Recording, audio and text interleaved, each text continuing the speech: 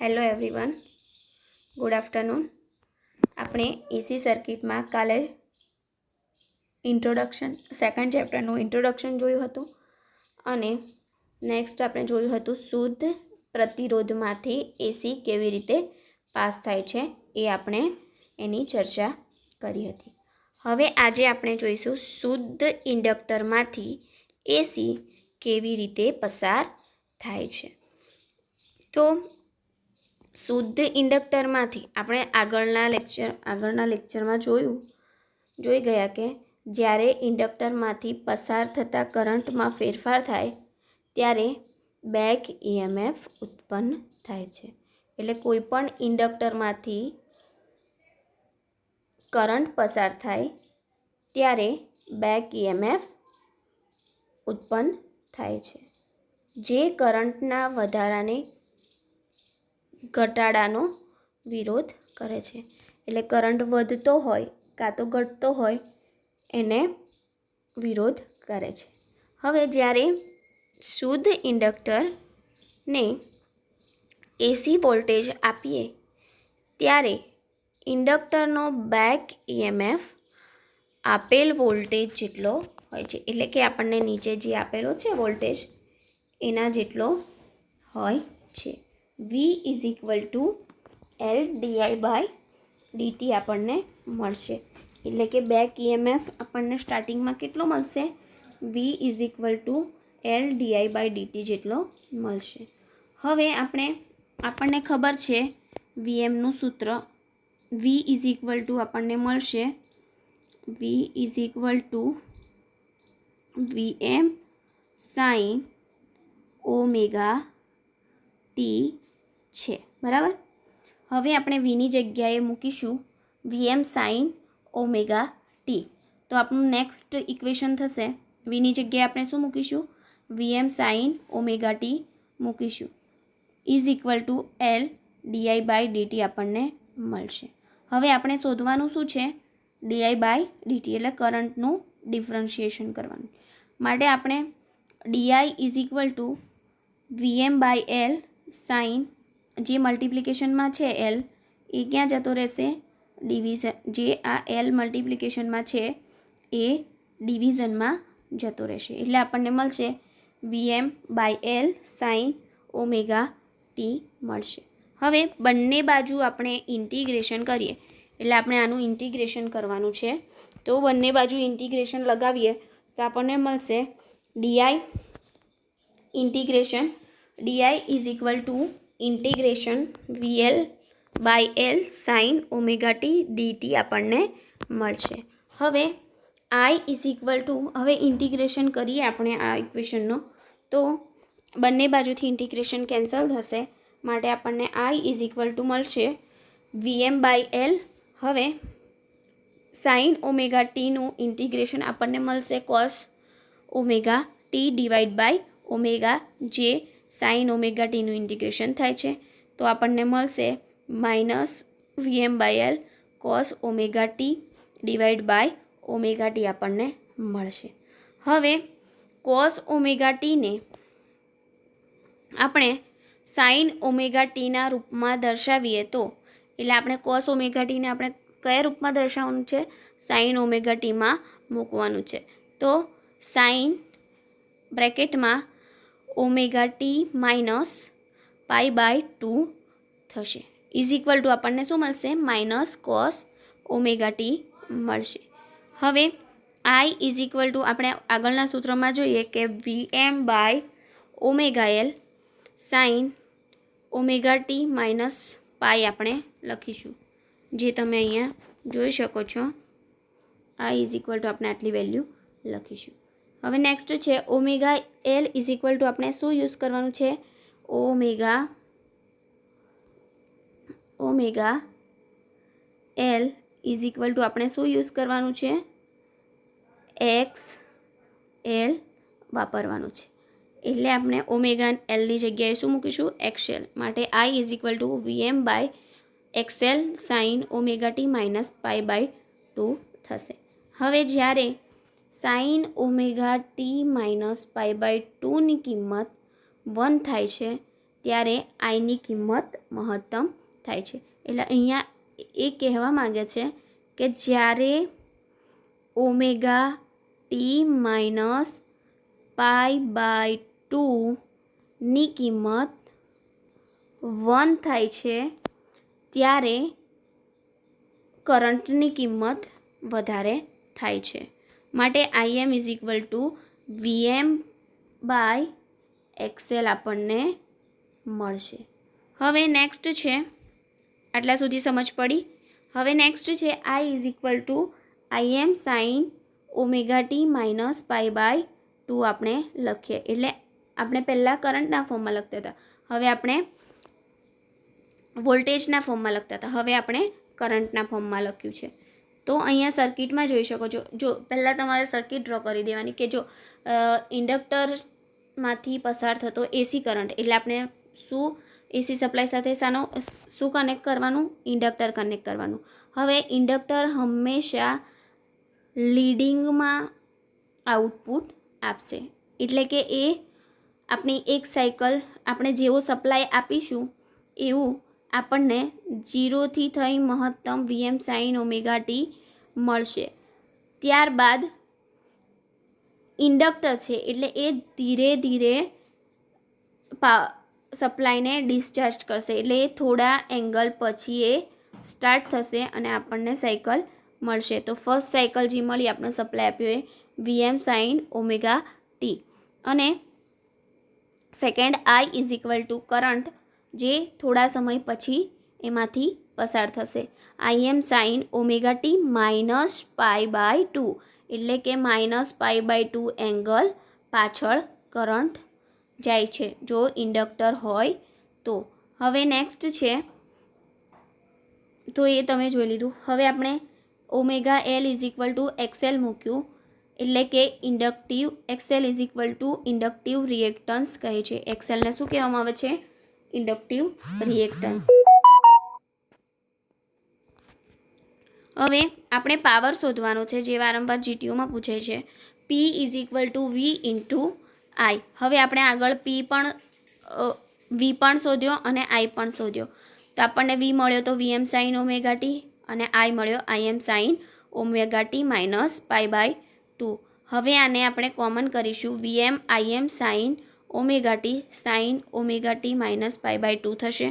એટલે હવે Vm Im sine omega t, હવે સાઇન ઓમેગા ટીનું ઇન્ટિગ્રેશન આપણે કરીએ તો માઇનસ કોસ ઓમેગા ટી થશે, is equal to minus Vm Im sine omega t અને કોસ ઓમેગા ટી જે આપણને મળશે. એ જ રીતે આપણે આગળ ઇક્વેશનમાં આપણે શોધીશું તો આપણને મળશે Vm Im/2 sine 2 omega t આપણને મળશે. હવે આખી સાયકલનો પાવર, એટલે કે આપણે આખી જે સાયકલ છે એ આપણે સાયકલની વેલ્યુ શોધી કે Vm Im/2 sine 2 omega t થશે. તો હવે આખી સાયકલનો આપણે પાવર શોધવો હોય તો P is equal to integration 0 to 2π. એટલે આપણી એક સાયકલ પૂરી થાય ત્યારે તો એ પૂરી થવા માટે 2π જેટલો સમય લે છે. માટે integration 0 to 2π sine 2 omega minus Vm Im /2 sine 2 omega t dt આપણને મળશે. હવે એને આપણે સોલ્વ કરીએ તો આપણને મળશે માઇનસ Vm Im /2, જે કોમન કોન્સ્ટન્ટ વેલ્યુ છે તો એને આપણે બહાર કાઢી લઈશું ઇન્ટિગ્રેશનની. પછી ઇન્ટિગ્રેશન 0 ટુ 2π લખી sine 2 omega t dt 0 to π. હવે integration 0 to 2π sine 2 omega t dt is equal to આપણે શું લખીએ? 0 લખીશું. તો આપણને P ઇઝ ઇક્વલ ટુ શું મળશે? 0. હવે આપણે અહીંયા માઇનસ Vm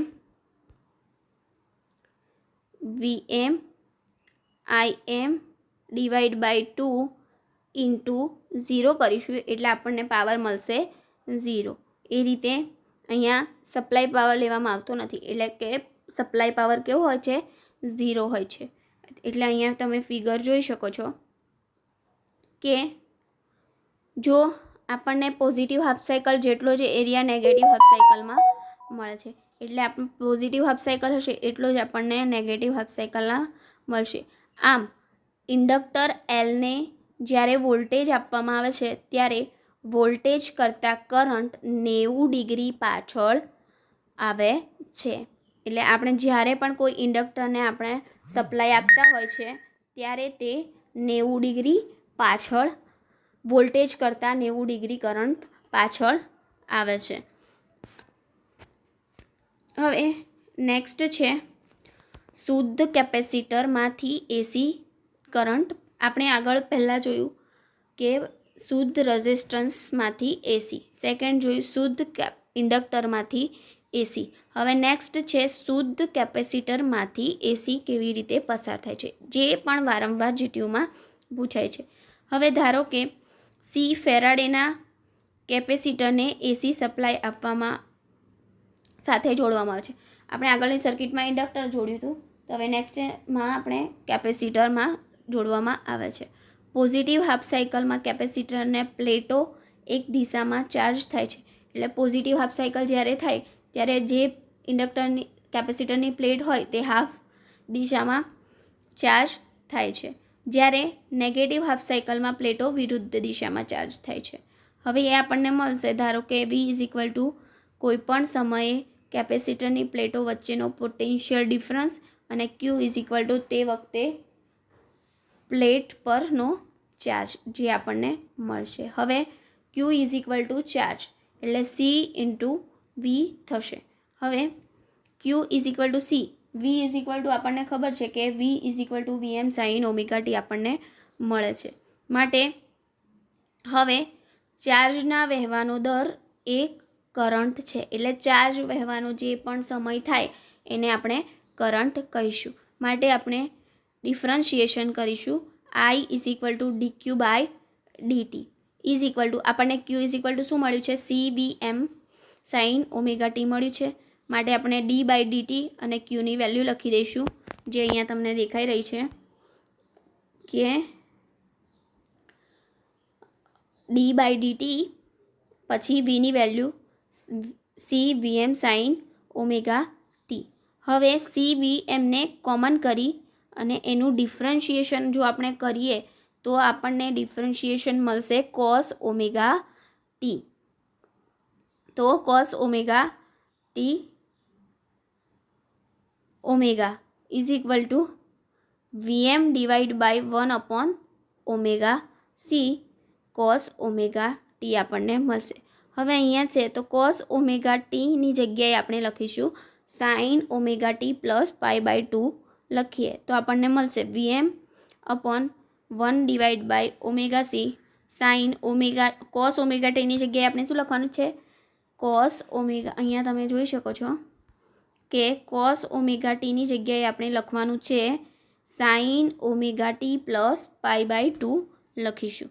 હવે 1 અપોન ઓમેગા સી એટલે કે XC કેપેસિટિવ રિએક્ટન્સ કહેવામાં આવે છે. માટે 1 અપોન ઓમેગા સીને આપણે XC લખી શકીએ. માટે I is equal to VM by XC sine omega t minus pi by 2 આપણને મળશે. હવે અહીંયા બી જોઈ લો સર્કિટમાં કે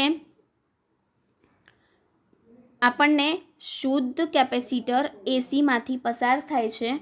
માટે આપણે સર્કિટને સપ્લાયને કેપેસિટર સાથે કનેક્ટ કરીશું અને એના વેવફોર્મ આપણને મળે છે, જે અહીંયા સ્ટાર્ટિંગ 0 આપણે જ્યારે સપ્લાય આપીશું ત્યારે આપણને વોલ્ટેજ કેવો મળશે? VM sine omega t. હવે કેપેસિટર છે એટલે કરંટ 90 ડિગ્રી આગળ ચાલશે. માટે આપણને મળશે IM sine omega t plus pi by 2 એટલે આપણને VM કરંટ કેવો મળશે? 90 ડિગ્રી આગળ મળશે, જે તમે અહીંયા ફિગરમાં જોઈ શકો છો. હવે નેક્સ્ટ છે પાવર. તો પાવર આપણે કેવી રીતે શોધી શકીએ છીએ?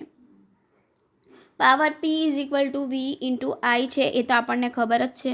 હવે V ઇઝ ઇક્વલ ટુ આપણે આગળ શોધ્યું સૂત્ર કે VM sine omega t IM sine omega t plus π/2 થશે, જે આપણે આગળ આઈનું વેલ્યુ શોધી. બરાબર. હવે VM IMને કોમન કરી sine omega t minus plus π/2 આપણને મળશે. હવે એને સોલ્વ કરીએ તો આપણને મળશે VM IM sine omega t cos omega t આપણને મળશે is equal to VM IM/2 sine 2 omega t આપણને મળશે. હવે આખી સાયકલનો પાવર શોધવા જઈએ તો આપણને કેવો મળશે? 0 મળશે. હવે જ્યારે આપણે શુદ્ધ કેપેસિટરને એસી સપ્લાય આપવામાં આવે છે, એટલે આપણે કોઈ પણ કેપેસિટરને એસી સપ્લાય આપીએ ત્યારે વોલ્ટેજ કરતાં કરંટ 90 ડિગ્રી આગળ રહે છે અને એવરેજમાં પાવર કેવો થઈ જાય છે? 0 થઈ જાય છે. માટે XC is equal two 1/2πfc મળશે અને I is equal two V/XC થશે. Thank you. હું આશા રાખીશ કે તમને આ થિયરીમાં સમજ પડી હશે.